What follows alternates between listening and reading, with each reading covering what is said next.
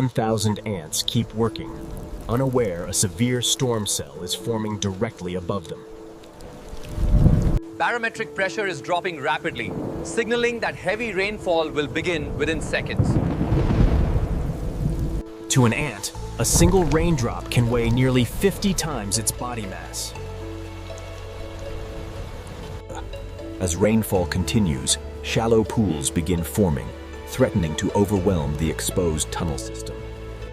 As the soil saturates, water begins seeping downward toward the colony's lower brood chambers. Workers immediately begin relocating larvae, prioritizing survival as moisture invades the outer tunnels. Within minutes, the waterline rises higher, compressing air pockets deeper inside the colony. Surface runoff now channels directly toward the entrance, amplifying the rate of internal flooding. The entrance becomes a bottleneck as hundreds of workers attempt simultaneous evacuation. As water displaces oxygen, vulnerable larvae risk drowning within minutes.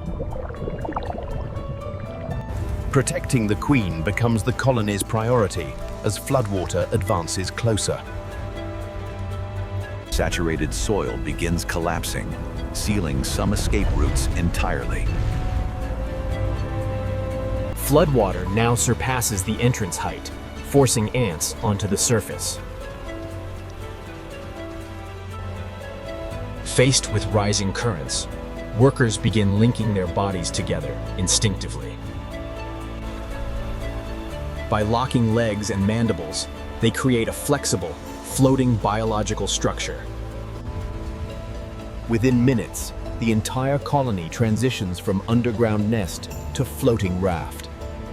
Larvae and the queen remain protected at the center, insulated by outer worker layers. However, the current continues strengthening, pushing the raft farther from its original territory. A sudden wave tests the raft's integrity, threatening to break its living connections. For now, the structure holds, but the storm system is far from finished.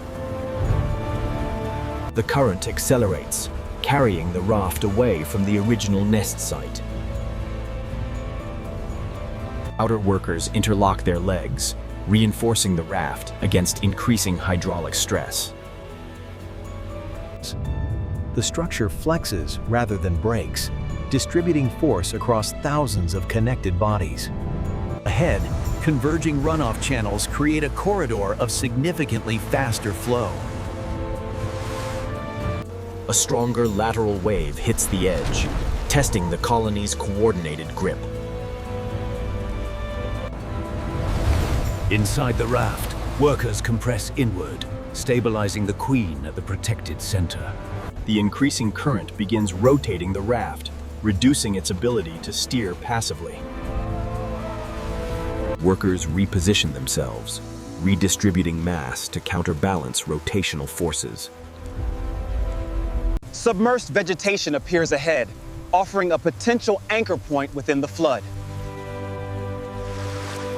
The raft makes initial contact, but the current threatens to tear it free. Several workers extend outward, attempting to latch onto submerged plant fibers. The colony secures a temporary hold, reducing drift, but increasing structural tension. Anchoring limits movement, yet concentrated force now strains outer connections dangerously. Upstream, a larger surge builds, increasing water depth across the floodplain. The colony senses increased pressure as rising water surrounds the anchored structure. The surge hits with greater force, bending vegetation and stressing the colony's grip. A small section disconnects, briefly fragmenting the outer perimeter. The anchor fails, and the raft returns to uncontrolled movement within the flood. Workers rapidly reconnect the fractured edge, restoring structural continuity. Ahead lies deeper water, where survival will depend on endurance rather than anchoring. As the raft enters deeper water, the challenge shifts from impact resistance to endurance. Outer workers remain submerged for extended periods, relying on trapped air between their bodies. Tiny air pockets form between exoskeletons, allowing limited oxygen exchange during submersion. Minutes pass as the raft continues drifting, with rainfall showing no immediate sign of stopping.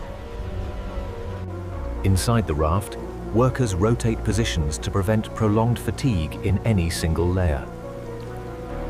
Extended exposure increases energy expenditure, gradually weakening the most exposed individuals. Although rainfall fluctuates, the storm system remains active across the entire region. Even as rainfall decreases slightly, downstream flow continues carrying the colony farther away. The raft drifts into a broader pool where surface turbulence decreases, but depth increases significantly. Greater depth reduces the chance of grounding, extending the time spent adrift. Position rotation continues, allowing exhausted workers to move toward the drier interior. The trapped air layer remains intact, but oxygen exchange efficiency declines gradually. As rainfall diminishes, the floodwater persists due to accumulated upstream runoff. The queen remains insulated at the center, critical to the colony's long-term survival. As drainage begins, renewed current threatens to resume uncontrolled drifting. After extended exposure, individual strength declines, increasing vulnerability at the perimeter. Gradually, the basin shallows, offering the first realistic chance of grounding. The raft makes intermittent contact with submerged soil as water levels continue falling. As grounding increases, the colony transitions from floating endurance to terrestrial recovery. With water receding, workers cautiously dismantle the raft and test the stability of the ground. With the raft fully grounded, the colony faces the aftermath of prolonged flood exposure. Workers detach in stages, ensuring the queen and larvae remain protected during disassembly. Individuals exchange chemical signals, assessing colony integrity after the flood event. The surrounding terrain has changed dramatically, eliminating the original nest location entirely. Not every worker survives extended submersion and sustained physical stress. Fortunately, the majority of larvae remain intact, preserving the colony's future workforce.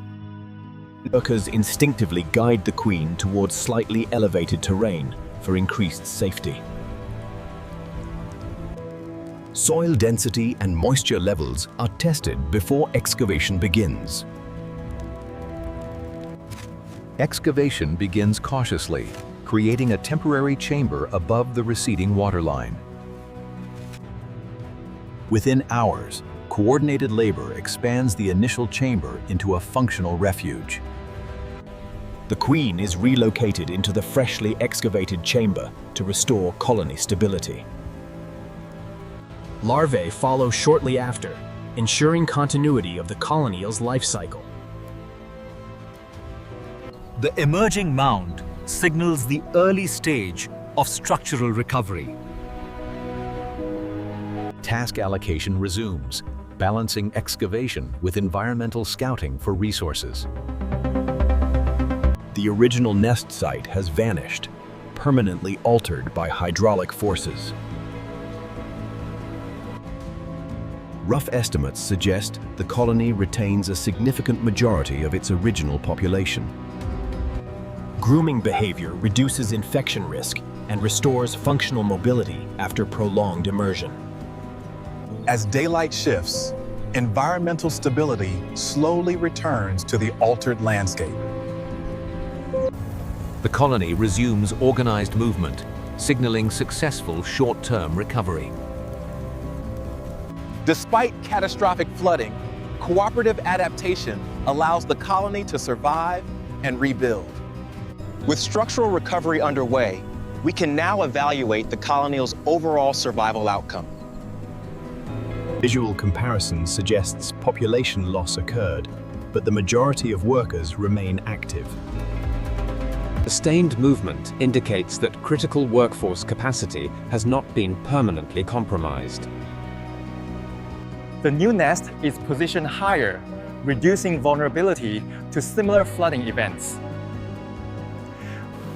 Larval survival appears strong, ensuring the colony can replenish any worker losses. Flooding permanently reshaped the terrain, yet elevated microhabitats now provide new opportunities. Field observations suggest survival rates often exceed 70% during rapid raft formation events. Species lacking raft-forming behavior typically suffer far greater mortality during equivalent flood events. Fire ants, in particular, exhibit specialized adaptations enabling extended buoyant survival. Their interlocking bodies create a self-healing lattice that redistributes external forces efficiently. In stable conditions, such rafts can remain afloat for several days if necessary. Hydrophobic exoskeleton surfaces help maintain air layers, improving oxygen exchange efficiency. Flood events simultaneously disrupt and renew ecosystems across affected regions.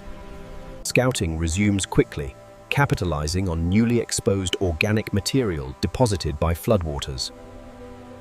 By relocating uphill, the colony reduces the probability of repeated catastrophic inundation. Division of labor remains intact, reflecting resilient social coordination under stress.